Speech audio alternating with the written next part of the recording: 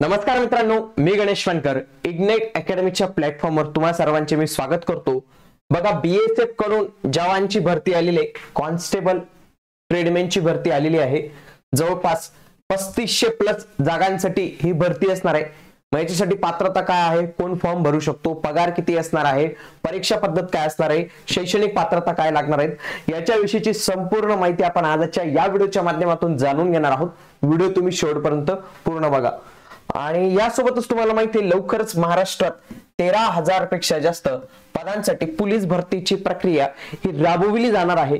आणि या पोलीस भरतीची जर तुम्ही तयारी करत असाल तर इग्नाइट अकॅडमीने याच्यासाठी आपली रेकॉर्डेड बॅच लॉन्च केलेली, ज्याच्यासाठी फक्त तुम्हाला इग्नाइट अकॅडमीचं ऍप्लिकेशन डाउनलोड करायचंय किंवा या नंबरला तुम्ही कॉल करू शकतात। आणि तुमच्यासाठी आणखी एक चांगली बातमी आहे की ही जी प्राइस दिसते तुम्हाला, याच्यावर आणखी 10% तुम्हाला सूट मिळू शकते जर तुम्ही हा GM10 कोड यूज करत असाल तर। बघूया, रिक्त पदे सगळ्यात आधी पाहिली तर 3588 एवढी पद रिक्त आहेत, 3588 चांगली पद रिक्त आहेत। याच्यामध्ये मेल अँड फिमेल साठी कॅटेगरी बघूया। बघा, कॉन्स्टेबल ट्रेडमॅन मेल आणि फिमेल, महिला आणि पुरुष साठी। बघा, पुरुष साठी जवळपास 3406 एवढे पाहायला मिळतात आणि फिमेल साठी फक्त 182 जागा इथे ज्या आहेत तर रिक्त आहेत।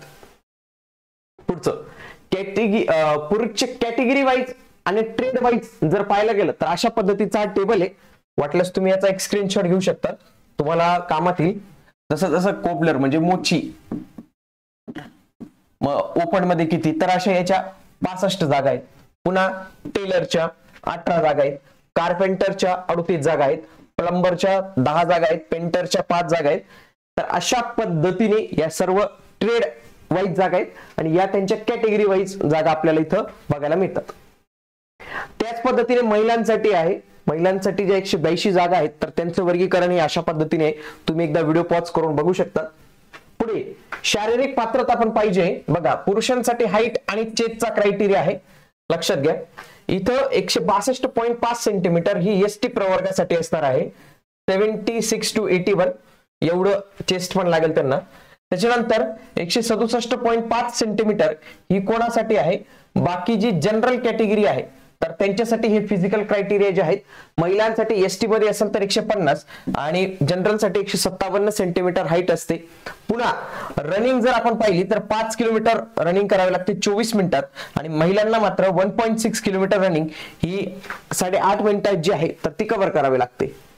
ओके, आता याच्याविषयी हाईट विषयी ना तर थोड्या जास्त चांगली माहिती आहे ना, इथं चांगल्या पद्धतीने आपल्याला बघायला मिळणार आहे। बघा, ही त्यांची ऍडव्हर्टाइजमेंट आहे, याच्यामध्ये ना हाईट आणि प्रत्येकाच्या थोडंसं वेगळं आहे, ते मी तुम्हाला एकदा दाखवून देतो कारण की ते समजणं फार महत्वाचं असणार आहे।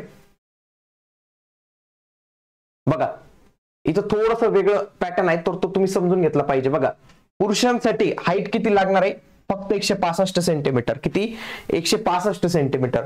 चेस्ट किती लागणार आहे, 75 ते 80, इथं हे बरोबर आहे। आणि महिलांसाठी 155 सेंटीमीटर आणि हे नाही। पुढे हे सगळ्या कॅन्डिडेटसाठी अशा पद्धतीने असणार आहे, परंतु जे कोणी एसटी कॅटेगरी मधील असतील, शेड्यूल ट्राईब मधील, त्यांना फक्त 160 सेंटीमीटर लागते, 75 to 80 चेस्ट मध्ये काही फरक नाही आणि महिलांसाठी 148। तसेच महाराष्ट्रातील मराठा कम्युनिटी यांच्यासाठी म्हणजे बाकीच्यांसाठी पण आहे, पण महाराष्ट्रात मराठा कम्युनिटीसाठी तीच हाईटची अट 162.5 सेंटीमीटर आहे, चेस्ट 75 ते 80 आहे आणि फिमेलसाठी 152 सेंटीमीटरची हाईट जी आहे तर तिथे लागते आहे। तर या फिजिकल क्रायटेरिया तुम्हाला व्यवस्थित पद्धतीने लक्षात ठेवायचे। तर अशा पद्धतीने हा फिजिकल क्रायटेरिया असणार आहे। पुन्हा ऑनलाईन अर्ज सुरू होण्याची तारीख ही 25 जुलै पासून सुरू होणार आहे आणि शेवटची तारीख असणार आहे 25 ऑगस्ट या दरम्यान जे आहेत तर ते फॉर्म तुम्हाला भरायचा आहे। त्याच्यानंतर शैक्षणिक पात्रता मेन काय, फक्त 10वी पास पाहिजे आणि काही ट्रेडसाठी ITI हा कंपल्सरी आहे। जे जे काही ट्रेड आहेत ते त्या PDF मध्ये दिलेले आहे। वयाची अट ही 18 ते 25 आहे, 25 ऑगस्ट 2025 पर्यंत तुमचं 25 वय पाहिजे। SC ST साठी 5 वर्ष एक्स्ट्रा मिळतील आणि OBC कॅटेगरी मध्ये असलेल्या व्यक्तींना 3 वर्ष इथं एक्स्ट्रा जे आहेत तर ते मिळतील। पगार जर पाहिला तर याची लेवल 3 आहे, 21,700 ते 59,100 एवढं याचं वेतन असतं। इन हँड जर वेतन पाहायला गेलं तर बघा, इन हँड सॅलरी जवळपास सुरुवातीला तुमची 37,000च्या पुढे जी आहे तर ती इथं मिळत असते। निवड प्रक्रिया जर पाहिली याच्यामध्ये सगळ्यात आधी फिजिकल टेस्ट होईल तुमची, मग त्याच्यामध्ये तुमची वजन, उंची या ज्या काही गोष्टी आहेत तर त्या मोजल्या जातील, त्याच्यानंतर रनिंग होईल. ही झाल्यानंतर आणि ही एक सर्व्हिसमॅनला जे माजी सैनिक आहेत तर त्यांना लागत नाही बरं का, ही टेस्ट त्यांना द्यावी लागत नाही. पुन्हा लेखी परीक्षा असते ही, त्याच्यानंतर तुमची डॉक्युमेंट पडताळणी होते आणि ट्रेड टेस्ट होते, काही ट्रेडसाठी टेस्ट पण आहे, आणि त्याच्यानंतर मेडिकल एक्झामिनेशन पण तुमचं जे आहे तर ते होत असतं. लेखी परीक्षा जर पाहिली तर लेखी परीक्षेमध्ये बघा सामान्य ज्ञान हा घटक आहे, याच्यावर 25 प्रश्न 25 गुणांसाठी. पुढचा आहे गणित हा विषय आहे, तुम्हाला 10वी पर्यंतचं गणित विचारलं जातं, 25 प्रश्न 25 गुणांसाठी. त्याच्यानंतर अंकगणित विचारलं जातं, 25 प्रश्न 25 गुणांसाठी. हिंदी आणि इंग्रजीमध्ये प्रश्न असतात, 25 प्रश्न 25 गुणांसाठी. असे 100 प्रश्न 100 गुणांसाठी. आणि वेळ तुम्हाला किती मिळत असतो, 2 तास वेळ मिळत असतो. आणि परीक्षा ही 2 भाषांमध्ये होत असते, एक असतं इंग्लिश आणि दुसरी असते हिंदी.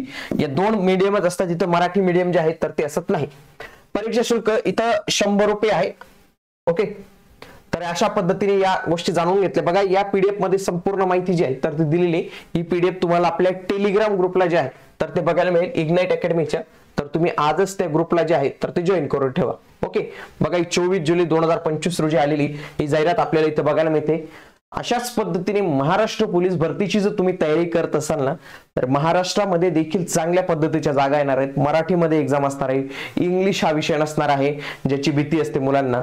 आणि याच्यामध्ये ग्राउंड आधी होईल, ग्राउंड नंतर तुमची लेखी परीक्षा जी आहे तर ती होत असते. याच्यासाठी तयारी करत असाल तर इग्नाइट अकॅडमीच्या माध्यमातून तुम्ही ही बॅच जॉईन करू शकतात. तसेच इग्नाइट अकॅडमीने आता बाकीच्या कोर्सेस देखील लॉन्च केलेले आहेत, जसं की नवोदय परीक्षा असेल, स्कॉलरशिप परीक्षा असेल, तर याचे देखील आपण कोर्सेस आता आपण सुरू केलेले आहेत. भेटूया आता आपण पुढील व्हिडिओमध्ये. तोपर्यंत जय हिंद, जय महाराष्ट्र, धन्यवाद.